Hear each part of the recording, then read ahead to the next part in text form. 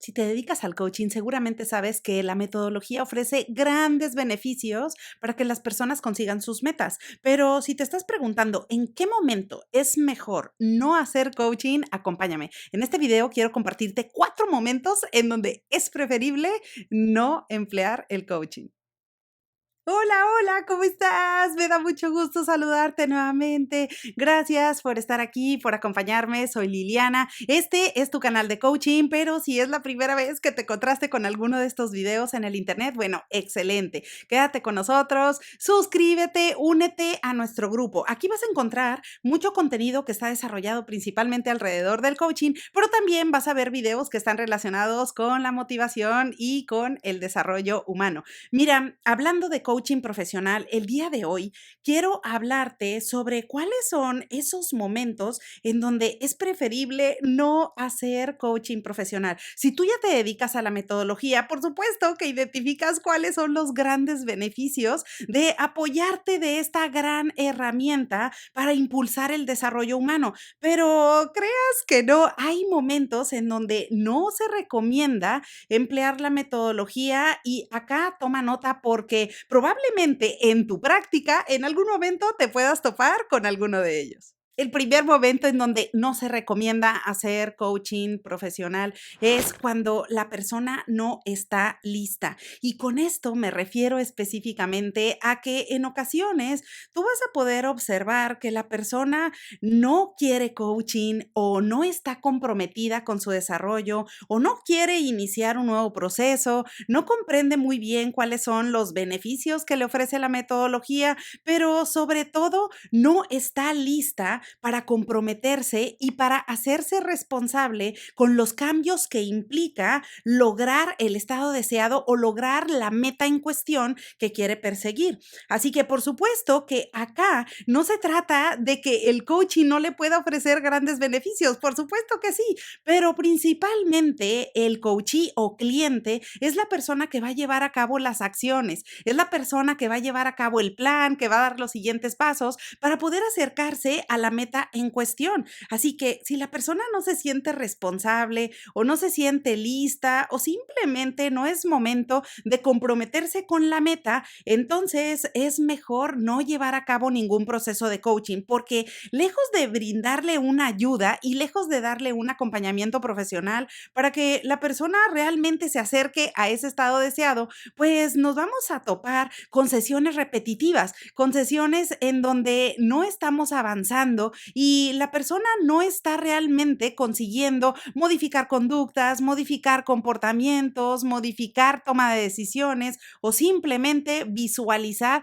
cuáles son esos siguientes pasos que le van a conectar con el futuro deseado. Así que en ese momento y este primer momento, cuando en ocasiones tú observes que el cliente o la persona no está realmente comprometida con la meta, este es un momento para no hacer coaching. Ahora, por supuesto que en ocasiones es complicado darnos cuenta cuándo está sucediendo esto. Así que, por ejemplo, desde la primera sesión de coaching, cuando tú conoces a la persona y te empieza a compartir cuál es la meta que quiere trabajar, ahí tú puedes hacer preguntas muy puntuales sobre qué quiere conseguir con las sesiones de coaching, cuál es la meta específicamente que quiere que trabajen en esas reuniones de coaching. Y por supuesto que ahí, mientras te comparte cuál es la meta en cuestión y por supuesto, adicional a esto, cuál es la situación actual que está experimentando, tú te puedes empezar a dar cuenta qué tan comprometida está la persona conforme te lo está compartiendo. La persona está motivada, está entusiasmada para lograr esa meta o probablemente es un problema o una toma de decisiones que tenga que hacer, pero ¿cuál es su nivel de compromiso? ¿Qué tan relevante es esta meta para la persona y qué tan viable o alcanzable es? Ahí tú puedes hacer una exploración y puedes hacer preguntas de descubrimiento para saber primero qué es lo que quiere conseguir, pero al mismo tiempo explorar un poco su nivel de compromiso y su nivel de interés en el logro de esta meta. Así que bueno, ese es el primer momento en donde si de plano identificas que la persona no está lista y aún no se ha comprometido con la meta en cuestión, pues entonces es momento de dejar en stand-by el proceso de coaching. El segundo momento en donde es recomendable mejor dejar en stand-by el proceso de coaching o simplemente no iniciarlo es cuando se trata de menores de edad. Por supuesto que acá hay coaching que se aplica en los niños y llevándolo a cabo con los procesos correspondientes, firmando los acuerdos o contratos de coaching en donde se especifique claramente cuáles son los objetivos que se van a trabajar con el niño o con estos niños en particular. Bueno, pues acá es importante que te puedas poner de acuerdo con los tutores. Sin embargo, en ocasiones los padres pueden tener objetivos muy puntuales que quieren perseguir en este tipo de reuniones. Así que si no te encuentras completamente preparado o no tienes las credenciales correspondientes, no has tenido una certificación o no cuentas con los estudios necesarios para apoyar a estos menores de edad, entonces es preferible no iniciar con estos procesos de coaching. Ahora, si quieres revisar más información sobre cómo se aplica el coaching en niños y qué cosas puntuales hay que considerar cuando lo llevas a la práctica, bueno, te invito a visitar el blog en la página www.quieroplaticarcoaching.com/blog de coaching, en donde ahí vas a poder explorar mayor información y todos los detalles correspondientes si tú te dedicas a este nicho de mercado. El tercer momento en donde es preferible no iniciar un proceso de coaching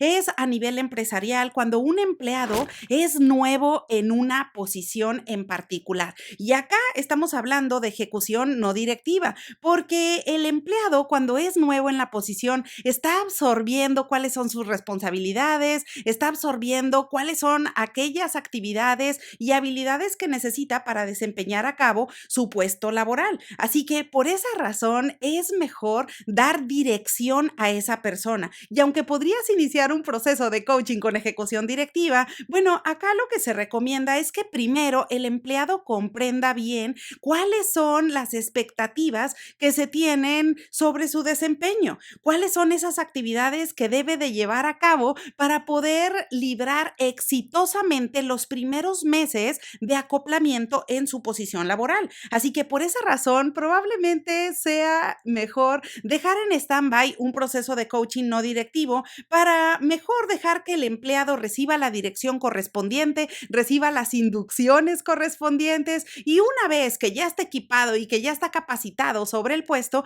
entonces ahí probablemente sea el mejor momento para iniciar un proceso de coaching no directivo con estas características. Y el cuarto momento, último y no menos importante, en donde no se recomienda iniciar un proceso de coaching o simplemente lo puedes dejar por ahí en stand-by, es cuando la persona está buscando consejos o puntualmente una ejecución de coaching directiva en un área en donde tú no eres experto. Y esto es bien importante. Cuando comienzas las primeras interacciones con tu cliente, ya sea a través de un correo electrónico, de un mensaje o una llamada, bueno, es importante comprender cuál es la necesidad de tu cliente, qué es lo que está buscando, para qué quiere tomar sesiones de coaching. Y si la persona está buscando a alguien que le dé consejos o que le dé los siguientes pasos para solucionar algún problema o simplemente para que le oriente en un tema en particular, pero del cual tú no tienes el expertise, no tienes los conocimientos y simplemente estás indeciso en el tema, entonces acá es mejor no iniciar ese proceso de coaching porque puede haber conflictos de interés al momento en que no se cumplan las expectativas. Por esa razón, lo recomendable es ser transparente, conducirte bajo la ética y todos los lineamientos de compliance a través de los cuales vamos a brindar un servicio de calidad a todos nuestros clientes. Así que si tú no eres experto en el tema en particular sobre el cual la persona está buscando un coaching directivo, bueno, entonces es mejor ser transparente con la persona, decir que no cuentas con esos conocimientos conocimientos o con esas competencias y es mejor no iniciar el proceso de coaching. Así que bueno, pues ahora ya lo sabes. Espero que esta información te sea de utilidad. Estos son los principales 4 momentos que son más comunes en el mercado, en donde no se recomienda iniciar procesos de coaching y es mejor esperar un poco más para después estar mejor preparados para iniciar un nuevo proceso de coaching. Bueno, pues aprovecho como siempre la ocasión para desearte que tengas un excelente día y te veo pronto.